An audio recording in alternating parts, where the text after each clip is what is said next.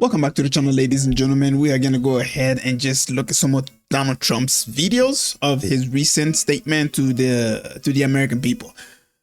I mean, truth of the matter is I kind of have a hard time believing anything that comes out of these people's mouth anymore. But I just want to go ahead and react to this right here and, just give him a little bit of an opinion of what's kind of going on underground. So the first video we're going to react to is this one. I'm probably not going to react to this depending on how much I talk, but we'll see how things go. So let's get it.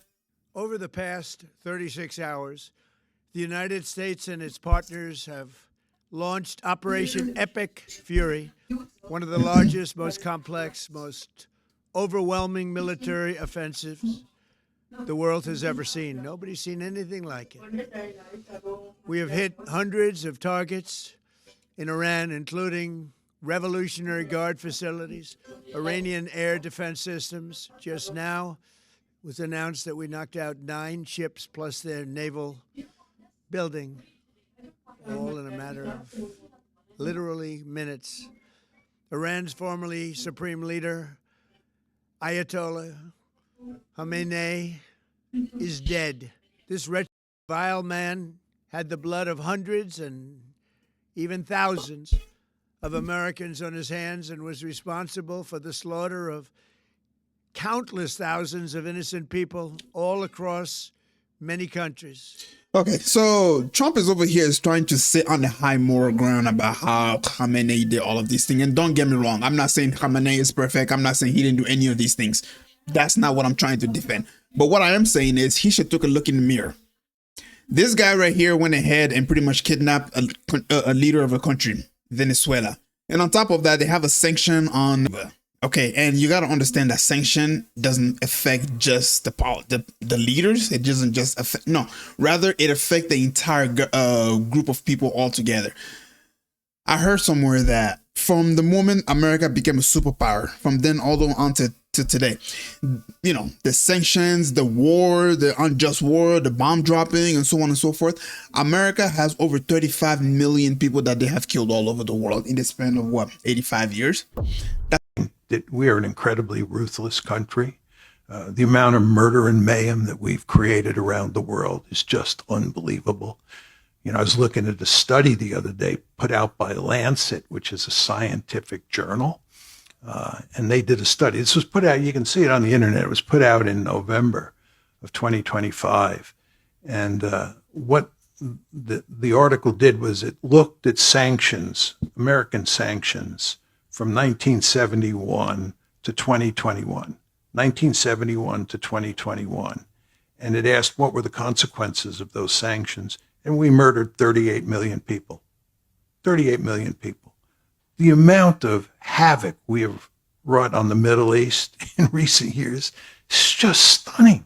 If you think about the consequences of the Iraq War, what we do in places like Venezuela, Cuba, Iran, you understand we're using this tremendous economic leverage we have to basically starve people, to make them suffer, to inflict great punishment on them so that they'll rise up against their government. You understand that this is what we're doing in Venezuela. This is what we're doing in Iran.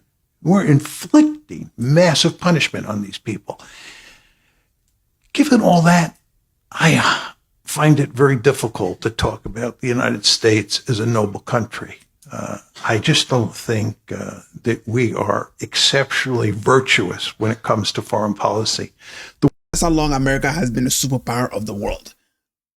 Now, am I saying that's on the hands of Donald Trump? No. But what I am saying is Trump should take a look in the mirror because he funded the genocide that's going on in Palestine. Currently, the Israelis are trying to, move up into southern Lebanon. And has he said anything about that? No, he hasn't. The rumor is that 75,000 innocent people have been unalive in Gaza. Truth of the matter is, I genuinely believe there's a lot more because we haven't removed all the rebels. I think it's, over 500,000 people that have been unalive in Gaza. And yet this guy has the audacity to sit here and lecture me and you about how Khamenei has a lot of American blood on his hand. Meanwhile, he's over here dropping bombs in Nigeria, sending weapons to Israel so that way they can continue, committing a genocide on the Palestinians, threatening that he's going to take Greenland. starting an unjust war on the Iranian, causing the Strait of Hormuz to shut down, and this is going to affect the globe. Now you have countries that are relying on these oil. This is going to affect human lives. People are not going to be able to work and provide for their families anymore. Why? Because this orange dude right here decided to start a war. And then he wants to sit there and say, oh my God, I didn't know they were going to shut down the Strait of Hormuz. Well, surprise, surprise. Everybody told you. Except for people like Mark Levin or Lower Loomer. All these Israeli agents all around him. Last night, all over Iran, the voices of the Iranian people could be heard cheering and celebrating in the streets when his death was announced. The entire military command is gone as well, and many of them want to surrender into saving their lives. They want immunity. They're calling by the thousands. Combat operations continue at this time in full force, and they will continue until all of our objectives are achieved. We have very strong objectives. It's not going to be achieved because the Iranians know for a fact that America did not have time to prepare for this war. They could have done something 2 weeks ago, but they just couldn't get there. Earlier today, CENTCOM shared the news that 3 U.S. military service members have been killed in action. As one nation, we grieve for the true American patriots who have made the ultimate sacrifice for our nation, even as we continue the righteous mission for which they gave their lives. We pray for the full recovery of the wounded and send our immense love and eternal gratitude to the families of the fallen. And sadly, there will likely be more. Before it ends, that's the way it is. Likely be more, but we'll do everything possible where that won't be the case. But America will avenge their deaths and deliver the most punishing blow to the terrorists who have waged war against basically civilization. I'm pretty sure you started this war, Trump. Remember the double top tomahawk missile that was, that was used to kill the supreme leader? I'm just saying, you doing that, guess what? The Strait of Hormuz was not shut down. It was open for all the vessels to come in and out. And they told you, they warned you, they said, hey, we will shut this place down if you attacked us. Despite all that, you still attacked. And then our greatest ally in the Middle East is doing false flag attack on its so-called friends, so that way they can be dragged into this war because they want to cause as much chaos in that area as possible. That's how they operate. Anybody who tried to stop this war, Israel will kill this. They will kill that person. I'm just going to go ahead and say it right now. Any country who tries to stop this war, Israel will go in and kill these people. They don't want this war to stop. Netanyahu's been wanting this for over 40 years and he finally got what he needed. And you honestly think that he's just gonna, let this great opportunity just slip right through his fingers? Oh, no, that's not gonna happen. They have waged war against civilization itself. Our resolve, and likewise that of Israel, has never been stronger. America is now, again, the richest, most powerful nation in the world by far. But the only reason we enjoy the quality of life that we do and the freedom and security is we have done things that others are unable to do. But it's because of warriors who are willing to lay down their lives to do battle with our enemies. And they do battle better than anybody. An Iranian regime armed with long-range missiles and nuclear weapons would be a dire threat to every American. We cannot allow a nation that raises terrorist armies to possess such weapons that would allow them to extort the world to their evil will. Not going to let it happen. We're not happening to us, and we're not going to let it happen to others. The United States... FYI, Israel has a bunch of nuke, and these people have threatened to use it. I'm just going to say, Iran hasn't done that. You're going based off of your whims and desires. You're hoping that Iran has a nuclear bomb. You're hoping that Iran was planning a nuclear bomb. But truth of the matter is, the one man who was pretty much stopping from Iran from having a nuke, you killed that man because he had a fatwa. He said, no, we're not going to build a bomb because that goes against our religion. In Islam, we're not allowed to kill innocent people. And we understand that dropping a nuclear bomb, it destroys everything and anything in that region, including trees and killing bees. If you know any law there when it comes to Islam, you will understand that Muslims are not allowed to do any of that. Cutting down trees, burning down beehives, burning down places of worship, destroying people's homes, destroying innocent lives. All this goes against Islam. But despite all that information, you still have these buffoons over here still telling the world that, oh, Iran is dangerous. Last time I checked, Israel is the one that's committing a genocide. Last time I checked, Iran has not invaded any foreign country. Last time I checked, Israel is the one that's literally killing innocent people right now as we speak in southern Lebanon, and you are still giving them bomb. Last time I checked, Israel has a secret nuclear program that is doing, and guess what? We know that they have the Samson option. You don't have a Samson option if you don't have a nuclear bomb. And last time I checked, Israel went ahead and blackmailed each and every single one of you guys in the White House. I'll say about 95% of you guys. I want to say each and every single one. But you get what I'm saying. We have eyes. We have ears. We can see who the real enemies are. But despite all of that, you want to sit here and try to tell us, oh, you should be afraid of Iran. Really? Because me saying fuck Iran is not going to make me lose my job. But when I say fuck Israel, there goes my job. I'm just saying. As the strongest military the world has ever seen. I rebuilt our military in my first term. There's never been a military like we possess. And frankly, there's nobody even close, but we are now using that military for good. We want to have it for good purpose.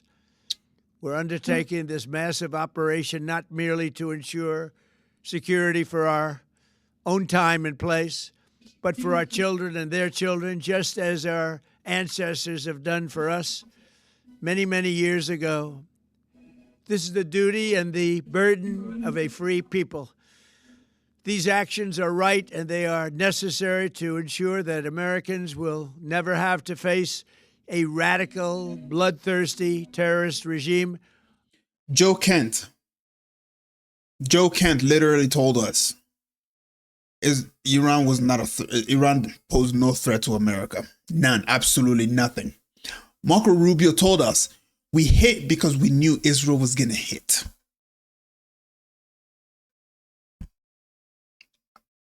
This is not coming from me. This is coming from people who are closer to you than ever, man. We know these people. We saw them. We heard them. Armed with nuclear weapons and lots of threats. For almost 50 years, these wicked extremists have been attacking the United States while chanting the slogan, "Death to America" or "Death to Israel" or both. They are the world's #1 state sponsor of terror. We are the world's greatest and most powerful nation, so we can do something. How much have we sent to the state of Israel? Theo Von said it best. Recently, Theo Von just had a podcast with Joe Rogan, and it is going viral right now because Theo Von has said it clearly. Israel is a terrorist state, and there you go. Guess who's funding those guys? We are. My tax money is going to those genocidal fucks over there. Do I want that? No, I don't want that. Do I have a choice? Nope. Because if I had a choice to opt out of it, I would do it in a heartbeat. But guess what? He want to go ahead and say that Iran is a sponsor of terror. Guess what? I'll say, okay, cool. Let's go ahead and say Iran is a sponsor of terror. The Israelis are terrorists. I'm going to go ahead and say they are. Let's be honest with ourselves. They have done far more damage to this world than Iran has ever done. I'm saying they have. And if you don't believe me, look at their track record. Since the creation of the state of Israel, the Middle East has not been at peace. Libya, Syria, Yemen, Afghanistan, Iraq, now Iran, southern Lebanon. Literally, all of them. Yes, the Americans are the one who went ahead and destabilized these countries. You're right. But on the behalf of whom? Oh, you think we did it because they were a threat to us? That wasn't the case. It's because one of them threatened the dollar. The dollar, Gaddafi, we know about that. But the other ones, let's be honest, WMD, my ass. About what they do.